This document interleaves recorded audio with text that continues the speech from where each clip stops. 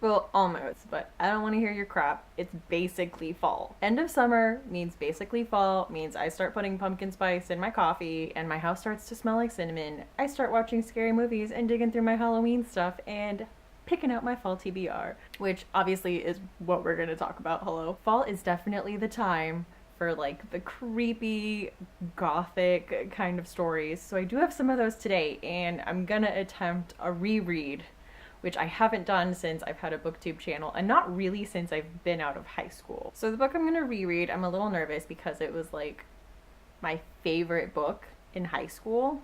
Like I reread it multiple times in high school. So you know how like in high school teenagers will read classics and they'll just like really identify with the classic book. Like a lot of girls will like really love Jane Eyre, or it's the time in their life when they discover Jane Austen.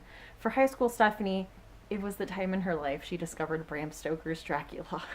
And she became the person that you know today because she reread this book multiple times. Anyway, this was a story I absolutely loved. I love it so much that I can't watch adaptations that take like too many liberties with it. Looking at you, Van Helsing. So, of course, the main story of Dracula, it's like diary entries, letters, telegrams, you know, it's an epistolary format. It's Count Dracula's journey from his castle in Transylvania, and he starts attacking people in London, which is no bueno. So I am going to try to reread this at some point this fall, 100%. And the next book I plan on reading for fall, I am going to pick up because of April at Getting Hygge with It started a dying to read book club on Goodreads, where we read like thrillers and horror novels. And the October pick I was super excited about is The Seance by John Harwood. It seems like the main character, Constance, has lost her sister, and in an attempt to soothe her mother's, you know, very devastating grief,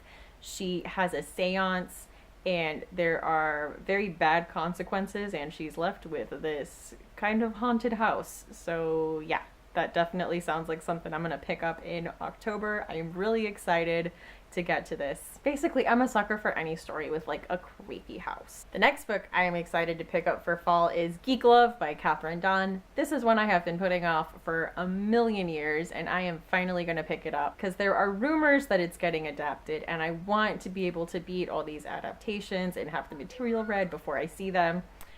So this is about a kind of circus freak show, a family where a mother is pregnant, and in order to give birth to what people would consider freaks, she, you know, intentionally harms herself during the pregnancy in order to have deformed children.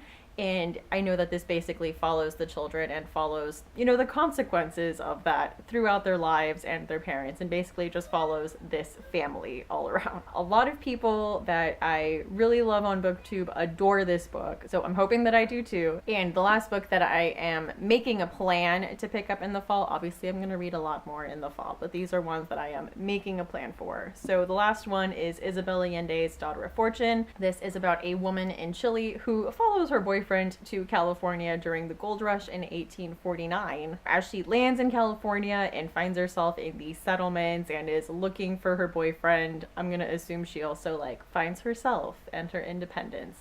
I have heard on Book Riot they compared this to Jane Eyre in tone, so I'm definitely looking forward to that. I have wanted to tackle more Isabel Allende. So yeah, this is a book I'm really excited about. So if you've read any of these books, please let me know what you thought of them. What's a book you're planning on reading this fall? Let me know in the comments. Thank you so much for watching, and I hope to see you again soon.